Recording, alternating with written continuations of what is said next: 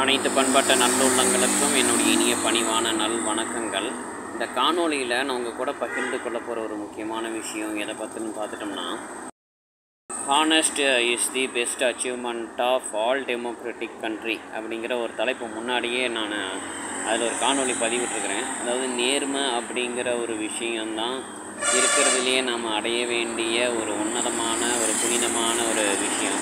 அதை அடைஞ்சிட்டா ஒரு ஜனநாயக நாட்டை வந்து 100% முழுமை அடையும் அப்படிங்கிறது தான். அந்த தலைப்பில் வந்து நான் என்ன சொல்ல வரேன்னா, சமீபமாக என்னுடைய அணியை சேர்ந்த ஒருத்தர் அவருடைய வாழ்க்கையில் நடந்த ஒரு சம்பவம், அதில் இருந்து இந்த நேர்மையை எப்படி நாம் முன்னேற்றலாம் நம்ம நாட்டில் அப்படிங்கிற ஒரு புது யோசனையை நான் இந்த காணொளி மூலமாக மத்திய அரசுக்கும் மாநில அரசுக்கும் சொல்ல வரேன். அது என்னென்னா, ஒருத்தர் என்ன பண்ணியிருக்கிறாருன்னா, இது ரோட்டோரத்தில் ஒரு 50,000 1 லட்சமோ நம்ம பணம் கடந்திருக்கு, யாரும் தவற விட்டுருக்குறாங்க. அதை எடுத்துருக்கிறாரு. அந்த பணத்தை நம்ம என்ன பண்ணலான்னா போலீஸ்கிட்ட கொடுத்துடலாம், காவல்துறையில் கொடுத்துடலாம். காவல்துறையில் கொடுத்துட்டோம்னா அவங்க யாராவது காணாமல் போனவங்க புகார் கொடுத்துருப்பாங்க, அப்போ அவங்களுக்கு ஒப்படைச்சிடுவாங்க அப்படின்னு சொன்னாங்க. ஆனால் அந்த நபர் என்ன சொல்லியிருக்கிறார், பணத்தை எடுத்த நபர் என்ன சொல்லியிருக்கிறாருன்னா, காவல்துறையே பணத்தில் தான், அதாவது கள்ள பணம்னு சொல்லக்கூடிய இந்த மாதிரி திருட்டு பணம், அப்புறம் இன்னும் அந்த மாமூல் வசூல் பண்ணுறது. இந்த சென்னை போன்ற மாநகராட்சிகள் எடுத்துட்டோம்னா அங்கே சில பகுதிகளில் அந்த வட சென்னை மாதிரியான இடங்களில் பணம் வாங்கிட்டு அந்த பணம் கொடுக்குறவங்களுக்கு சாதகமாக வேலை பார்க்குறது, இந்த மாதிரிலாம் பண்ணிக்கிட்டு இருக்கிறாங்க. அதனால் அந்த பணத்தை அவங்ககிட்ட நம்ம கொடுத்தோம்னா தவறான வழிக்கு தான் போகும், அதுக்கு நம்ம செலவுக்கு நம்ம வச்சுக்கலாம் அப்படின்னு அவர் எடுத்துருக்கிறது தான் எனக்கு அந்த தகவல் சொன்னாங்க. அந்த நடந்த சம்பவத்தினுடைய செய்தி எனக்கு சொன்னாங்க. அப்போ அந்த ஒரு விஷயத்தை எடுத்து பார்க்கும்போது, இந்த நேர்மைக்கு காவல்துறையிடமே வந்து நம்மளால் ஒரு 100%, ஏன் ஒரு 10% கூட ஒரு உறுதி நமக்கு கொடுக்க முடியாது. காவல்துறையில் கொண்டு போய் தொலைஞ்சு போன ஒரு தங்க நகையோ அல்லது ஒரு வெள்ளி பாத்திரமோ அல்லது ஒரு பிளாட்டினம், இந்த மாதிரி விலை உயர்ந்த பொருட்களை கொண்டு போய் நம்ம அவங்ககிட்ட ஒப்படைக்கிறோம் அப்படின்னா, எத்தனை பொருட்கள் எத்தனை பணம் மக்கள் தொலைச்சவங்ககிட்ட போய் சேர்ந்துருக்குது அப்படிங்கிறது தான். ஆனால் அதே சமயம் பார்த்துட்டோம்னா, அந்த தொலைக்கிற பொருளை எடுக்கிறவங்க பெரும்பாலும் களவாணிகளாக தான் இருக்கிறாங்க. ஏன்னா அந்த மாதிரி சூழ்நிலை அமைஞ்சிருச்சு. ஏன்னா ஒரு குறிப்பிட்ட காலத்திலலாம் நம்ம நாட்டில் ஏதாவது பொருள் யாராவது தொலைக்கிறாங்க அப்படின்னா அது அவங்க வந்து எடுக்கிற வரைக்கும் அந்த இடத்துலையே இருக்கும். ஆனால் அந்த மாதிரி சில இடங்களில் மட்டும்தான் அந்த மாதிரியான சம்பவங்கள், அந்த மாதிரி நேர்மையான விஷயங்கள் இருக்குது. இதுக்கு மாற்று தீர்வு என்ன கொண்டு வரலாம் அப்படின்னா, அதாவது பொருளை தொலைக்கிறவங்க, அந்த பொருளை கண்டெடுக்கிறவங்க, காவல்துறை, இந்த 3 பேர்த்தையும் ஒரு செயலி மூலமாக இணைக்கணும். இந்த செயலி மூலமாக இணைக்கிறதுனால என்னன்னா, இப்போ தொலைக்கிறவங்க அவங்க போய் காவல்துறையில் புகார் கொடுக்கணுங்கிற அவசியம் இல்லை. ஏன்னா தொலைக்கிறவங்க மொபைலையும் தொலைக்கிறாங்க, கைபேசின்னு சொல்லக்கூடிய இந்த ஸ்மார்ட் ஃபோனையும் தொலைக்கிறாங்க, தங்க நகையும் தொலைக்கிறாங்க, பணத்தையும் தொலைக்கிறாங்க, பர்ஸு பேகுன்னு சொல்கிற பை, கொண்டு போகிற சாமானம், ஏகப்பட்டதெல்லாம் வந்து அது சூழ்நிலை காரணமாக தொலைக்கிறாங்க. அதை எடுக்கிறவங்க என்ன பண்ணணுன்னா, அந்த ஒரு செயலியில் முதல்ல உடனே பதிவு பண்ணிடணும். அதை ஃபோட்டோ எடுத்தோ இல்லை அல்லது வேறு ஏதாவது ஒரு ரோபோட்லேயோ அதை என்ன பண்ணணும்னா பதிவு பண்ணிடணும். பதிவு பண்ணிவிட்டு அது என்ன பண்ணணுன்னா, எந்த காவல்துறையில் நான் கொண்டு போய் அதை ஒப்படைக்கிறேன் அப்படிங்கிறதையும் விவரங்களையும் அதில் சொல்லிடணும். அந்த காவல் நிலையம், எந்த காவல் நிலையம் எந்த மாநிலத்தில் வந்து எந்த மாவட்டத்தில் வருது அது எல்லாத்தையும் அதில் குறிப்பிடணும். தொலைச்சவங்க என்ன பண்ணணும்னா அந்த காவல் நிலையத்துக்கு போகணும்.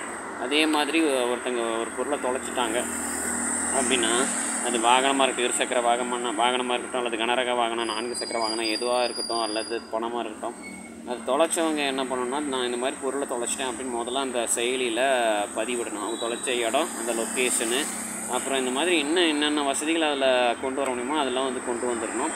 அடுத்தபடியாக அவங்க இது எடுத்தவங்க என்ன பண்ணணும்னா, எடுத்தவங்க அந்த இடத்துல அந்த ஆப்பில் அவங்க பதிவு பண்ணிடணும்.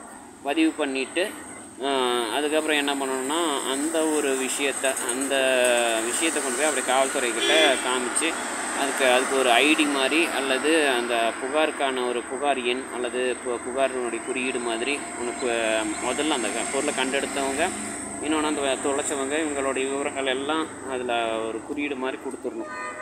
தொலைச்சவங்க பதிவிடும்போது அவங்க அதுக்கு ஒரு குறியீடு, ஒரு அடையாள எண்ணு கொடுத்துடணும். இன்னொன்று, அதை எடுத்தவங்க நேர்மையாக இருக்கிறாங்க அப்படின்னா அதில் பதிவிட்டு அவங்க அந்த பொருளை எங்கே கண்டெடுத்தாங்க, என்ன மாதிரியான நிலமையில் இருக்குது, அது எல்லாத்தையும் அவங்க பதிவிடணும். அடுத்தது காவல் நிலையத்தில் கொண்டு போய் கொடுக்கும்போது எல்லா தகவல்களையும் அங்கே சமர்ப்பணம் பண்ணும்போது காவல்துறை அந்த அங்கே காவல் நிலையத்தில் இருக்கக்கூடிய காவலர்கள் அவங்க என்ன பண்ணணும்னா அவங்களும் இதில் ஒரு வீடியோ கால் மாதிரி பேசி, இந்த பொருளை, இந்த சாமானத்தை இதை நான் வந்து ரிசீவ் பண்ணிக்கிட்டு பெற்றுவிட்டேன், இதுக்கு இந்த அடையாள குறியீடு இதில் நான் பதிவிடுறேன். அப்போ அங்கே யார் இருப்பாங்கன்னா, அந்த காவல் நிலையத்தில் அந்த பொருளை கண்டெடுத்தவர், காவலர்கள் இவங்க தான் இருப்பாங்க. அப்போ என்ன ஆகுனா, கண்டிப்பாக அந்த பொருள் ஒரு இடத்துல இருக்குது, காவல் நிலையம் போய் சேர்ந்துருச்சு அப்படின்னு சொல்லிடுவாங்க. அப்புறம் அது தொலைச்சவங்க என்னென்ன அவங்க ஏதாவது கம்ப்ளைண்ட், புகார் கொடுத்துருந்தாங்க அப்படின்னா அந்த புகாரை எடுத்துக்கிட்டு அந்த இடத்துக்கு போயிட்டு, காவல் நிலையம் வேறு இடமா இருந்தால் வேறு இடத்துக்கு போகலாம், ஒரே இடமா இருந்தால் அங்கேயே போயிட்டு அவங்க இந்த மாதிரி நான் புகார் கொடுத்துருக்கேன், நான் தான் தொலைச்சேன், அதை நான் பெற்றுக்கிறேன் அப்படின்னு சொல்லிட்டு அந்த பெறும்போது யார் இருப்பாங்கன்னு பார்த்துட்டோம்னா காவலர், அதில் ஆய்வாளரோ, துணை ஆய்வாளரோ அல்லது கான்ஸ்டபிள்னு யார் அந்த இடத்துல அவங்க பணிபுரிகிறாங்களோ அவங்களுடைய தகவலையும் அதில் பதிவிடணும். அப்போ என்ன ஆகுன்னா, ஒரு காவலர் அவருடைய பணியில் இருக்கும்போது, பணி அனுபவத்தில் இருக்கும்போது எவ்வளோ நல்லது பண்ணியிருக்கிறாரு, இந்த மாதிரியான நல்ல வழக்குகளாக இந்த புகார்களை முடிச்சு வச்சுருக்கிறாரு, நல்ல விதமாக முடிச்சுருக்கிறாரு அப்படிங்கிறத கண்டிப்பாக அதில் நம்ம தெரிஞ்சுக்கலாம். இப்போ இதனால் என்ன ஆகும் பார்த்துட்டோம்னா, இந்த மாதிரி ஒரு பொருளை தொலைக்கிறவங்க, இது பண்ணுறவங்க, இழக்கிறவங்க, இப்போ அந்த மாதிரியான ஒரு விஷயத்தில் நமக்கு ஒரு நேர்மை வந்து முளைக்கும். அப்போ என்ன ஒன்று, அந்த பொருளை கண்டெடுத்து கொண்டு போய் கொடுக்குறாங்க பார்த்தீங்களா, அப்போ அந்த பொருளை கண்டெடுத்து கொண்டு போய் கொடுக்குறவங்க நம்ம நேர்மைக்கு கண்டிப்பாக வெகுமதி கொடுத்தாகணும். இப்போ வெகுமதி கொடுக்கலைன்னா அவங்க திரும்ப என்ன பண்ணுவாங்க, அந்த நேர்மைக்கு மதிப்பு இல்லைன்ட்டு போயிட்டு திரும்ப அவங்க பண்ணின அந்த ஒரு நல்லுதவியை அதை தவிர்த்துட்டு தவறான வழிக்கும் அதை கண்டெடுக்கிற அந்த பொருளை வந்து அடமானம் வைக்கிறது அல்லது விற்கிறது அல்லது முறைகேடாக பயன்படுத்துகிற மாதிரியான விஷயத்துக்கு போவாங்க. அப்படி இருக்கக்கூடாது.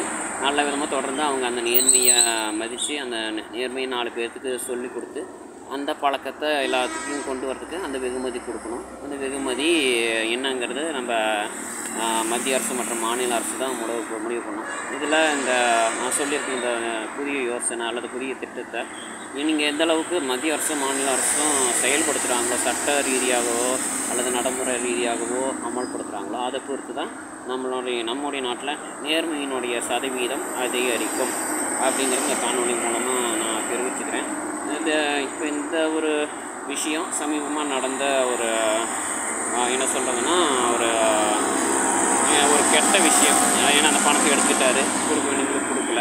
அப்போ அது என்ன ஆகுதுன்னா இழப்பு தான். இப்போ இந்த மாதிரியான ஒரு விஷயத்தில், ஒரு கெட்ட விஷயத்துலேருந்து இந்த ஒரு புதிய யோசனை எனக்கு வந்தது. அதனால் இது எந்த அளவுக்கு அதிவேகமாக இன்னும் ஒரு அதிநுட்பமாக இதை செயல்படுத்தணுமோ அந்தளவுக்கு செயல்படுத்தணும்னு நான் கேட்டுக்கிறேன். கண்டிப்பாக நம்ம நாடு திருந்தி நல்ல ஒரு பாதையில் செல்ல வேண்டிய ஒரு நாடு தான். நேர்மையினுடைய சதவீதம் அதிகரிக்க வேண்டியது தான். அதை அதிகரிப்பதும் ஊக்குவிப்பதும் நம்மளுடைய மத்திய அரசு மற்றும் மாநில அரசு ஆகிய அரசாங்கங்களிடமே உள்ளது. என்னோட இந்த வீடியோ, இந்த காணொலி பிடிச்சிருந்ததுன்னா லைக் பண்ணுங்கள், கமெண்ட் பண்ணுங்கள். ஏன்னா கமெண்ட் ஆப்ஷன் இப்போ நானும் ஆன் பண்ணிவிட்டேன். அதனால் நீங்கள் கமெண்ட் பண்ணுங்கள், மற்றவங்களுக்கு ஷேர் பண்ணுங்கள். ஷேர் பண்ணி இதை பற்றி யாரெல்லாம் பார்க்குறீங்களோ, அரசாங்கத்துக்கு நெருக்கமானவங்க எல்லாம் வந்து இந்த மாதிரி நேர்மையினுடைய சதவீதம், அந்த ஒரு நேர்மையாக இருக்கக்கூடிய ஒரு பழக்க வழக்கத்தை நம்ம நாட்டுக்குள்ளே கொண்டு வரதுக்கு என்னென்னலாம் உங்களுக்கு யோசனை தோணும் அதெல்லாம் வந்து அரசாங்கத்தை வலியுறுத்துங்கன்னு இந்த காணொலி மூலமாக கேட்குறேன். இது மாதிரி இன்னும் பலதரப்பட்ட நம்ம சமூகத்தில் இருக்கக்கூடிய தவறான விஷயங்களுக்கு ஒரு தீர்வாக மாற்றான விஷயங்களை, ஒரு புதிய யோசனைகளை என்னுடைய யூடியூப் சேனலில் ரியல் கான்ஃபிடென்ஸ் யூடியூப் சேனல் மூலமாக உங்களுக்கு நான் கொண்டு வரேன். நன்றி, வணக்கம்.